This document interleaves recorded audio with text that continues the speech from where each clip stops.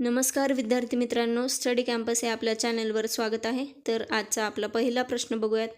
सौर कालगणनेवर भारतीय पंचांग व ग्रेगरियन दिनदर्शिका जानेवारी ते डिसेंबर आधारित असून यामध्ये वर्ष डॅश महिन्यात विभागले असून वर्षाचा काळ डॅश दिवसांचा असतो. तर काय म्हटले? सौर कालगणनेवर भारतीय पंचांग व ग्रेगरियन दिनदर्शिका आधारित असून यामध्ये वर्ष 12 महिन्यात विभागलेला आहे आणि वर्षाचा काळ किती असतो तर 365 दिवसांचा काळ असतो.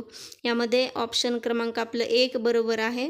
12 महिन्यात विभागलेला आहे आणि 365 दिवसांचा काय असतो? वर्षाचा काळ असतो. ठीक आहे. तर पुढचा प्रश्न बघूयात आपण. भारतीय राष्ट्रीय पंचांगाप्रमाणे वैशाख ते भाद्रपद हे 5 महिने किती दिवसांचे तर इतर महिने किती दिवसांचे असतात, असं प्रश्न विचारले. भारतीय राष्ट्रीय पंचांगाप्रमाणे वैशाख ते भाद्रपद हे 5 महिने 31 दिवसांचे तर इतर महिने 30 दिवसांचे असतात. ठीक आहे. तर ऑप्शन क्रमांक आपलं 2 अचूक उत्तर आहे. तर या ठिकाणी आपलं 2 नंबरचं ऑप्शन करेक्ट आहे. 31 आणि 30. भारतीय राष्ट्रीय पंचांगाप्रमाणे वैशाख ते भाद्रपद हे 5 महिने 31 दिवसांचे तर इतर महिने 30 दिवसांचे असतात. पुढचा प्रश्न बघूयात. चंद्रसौर कालगणनेत वर्ष मोजण्यासाठी पृथ्वीच्या वार्षिक गतीचा उपयोग केला जातो.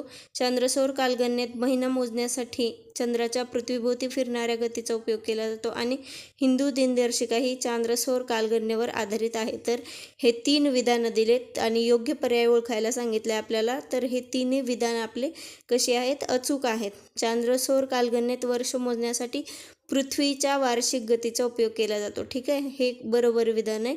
दुसरं चंद्रसौर कालगणनेत. ठीक आहे. तर पुढचा प्रश्न बघूयात आपण. भारतीय राष्ट्रीय पंचांगात लीप वर्ष असेल तेव्हा वर्षाची सुरुवात 22 मार्चऐवजी 21 मार्च रोजी केली जाते. ब विधान बघा. अशा वर्षात चैत्र महिन्यात 30 ऐवजी 31 दिवस असतात. अयोग्य पर्याय ओळखायचा आपल्याला. तर वरीलपैकी कोणताही नाही. त्याच्यामुळं हे दोन्ही विधानं जी आहेत ती अचूक विधानं आहेत. अशा वर्षात चैत्र महिन्यात 30 ऐवजी 31 दिवस असतात. पुढचा प्रश्न बघूया. डॅश कालगणनेत सण हे विशिष्ट ऋतूतच येतात.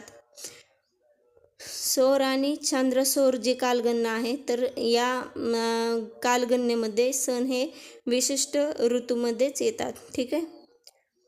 पुढचा प्रश्न बघूयात आपण. योग्य जोड्या जुळवायच्यात. पृथ्वीवरील हवेचे आवरण त्याला काय म्हणतात? वातावरण. जमीन व त्याखालील भाग शिलावरण.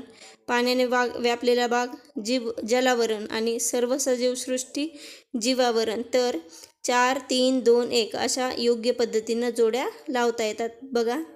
पृथ्वीवरील हवेचे आवरण वातावरण, जमीन व त्याखालील भाग शिलावरण, पाण्याने व्यापलेला भाग जलावरण आणि सर्व सजीव सृष्टी जीवावरण. महाराष्ट्र राज्याची निर्मिती 1 मे 1960 रोजी झाली. त्याच्यानंतर पुढचा प्रश्न बघा. मुंबई ही महाराष्ट्राची राजधानी असून नागपूर ही उपराजधानी आहे. ठीक आहे.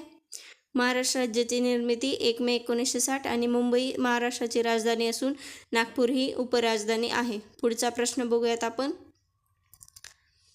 क्षेत्रफळाच्या दृष्टीने सर्वात लहान जिल्हा मुंबई शहर आणि क्षेत्रफळाच्या दृष्टीने सर्वात मोठा जिल्हा अहमदनगर. तर पुढचा प्रश्न. महाराष्ट्राचा बहुतांश भाग बेसाल्ट या कोणत्या खडकाने बनलेला आहे तर अग्निज खडकांनी बनलेला आहे. महाराष्ट्राचा बहुतांश भूभाग बेसाल्ट या अग्निज खडकांनी बनलेला आहे. क्षेत्रफळाच्या दृष्टीने मुंबई शहर सर्वात लहान, सर्वात मोठं अहमदनगर. लक्षात ठेवा, हे पॉईंट खूप महत्त्वाचे आहेत. त्याच्यानंतर पुढचा प्रश्न. कोकण प्रदेशाची उंची पूर्वेकडून पश्चिमेकडे कशी आहे? कमी आहे आणि रुंदी उत्तरेकडे जास्त आहे. तर पुढचा प्रश्न. सह्याद्री पर्वताची सरासरी उंची सुमारे किती आहे? 900 मीटर आहे. लक्षात ठेवा, हे पॉईंट खूप महत्त्वाचे आहेत. पुढचा प्रश्न बघूयात आपण. सह्याद्री पर्वताचा दक्षिणेकडील उतार.